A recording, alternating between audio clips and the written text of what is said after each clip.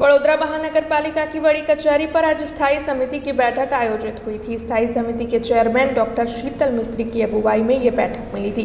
दरअसल इस बैठक के तहत 17 जितने कार्यों को मंजूरी के लिए लिया गया था, लेकिन 16 कार्यों को मंजूर कर एक कार्य को स्थगित किया गया था। बहुचर्चित उर्मी ब्रिज जो समा फ्लाईओवर बनने जा रहा है, उसका मुद्दा इस दौरान उठाया गया था और इसी एक कार्य को स्थगित रखा गया है।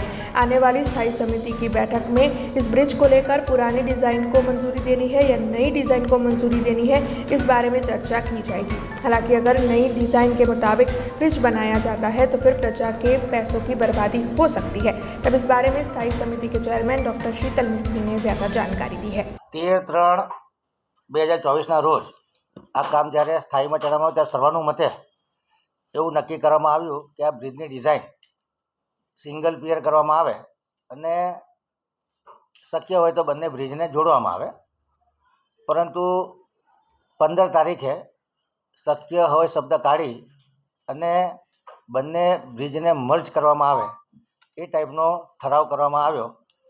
જે વધારાનું કામ કરવાનું આવે કે અબાકસ સર્કલનો બ્રિજ છે એ ઉર્મી બાજુનો જે રેમ્પ છે એ કાઢી અને એના પિયરની ડિઝાઇનમાં ફેરફાર કરી અને હાઇટ ઉપર બંને બ્રિજને જોઈન કરવાના, એ માટે જે ખર્ચ બચે છે એની બાદબાકી કરવાની અને જે ખર્ચ વધારે થાય છે એ એડિશન કરવાનું, એમ થઈ અને આ બ્રિજમાં 56 કરોડનો ખર્ચ વધુ થાય છે એ વત્તા યુટિલિટી સર્વિસ વત્તા GST, આમ થઈ અને લગભગ આ બ્રિજ જે 56 કરોડનો હતો 54 કરોડનો હતો એની મૂળ કિંમત 120 કરોડ રૂપિયા જેવી થવા જાય છે।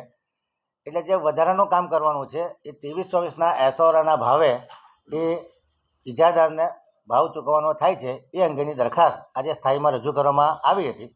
પરંતુ સભ્યોમાં વધુ અભ્યાસ કરવાની ઈચ્છા તથા નાના મોટા મતમતાંતર સર્જાતા આ આઇટમને આજે મુલતવી રાખવામાં આવી છે અને ભવિષ્યમાં આની પર પુખ્ત ચર્ચા વિચારણા કરી જરૂર જણાય તો મોટી સંખ્યામાં પણ આ વિશે ચર્ચા વિચારણા કરી તમામ ધારાસભ્યો અને સાંસદશ્રીઓના ઓપિનિયન લઈ અને પછી આગળ વધવામાં આવશે। हमसे जुड़े रहने के लिए हमारे YouTube चैनल को सब्सक्राइब करें और नई वीडियो की नोटिफिकेशन के लिए बेल आइकॉन को दबाएं।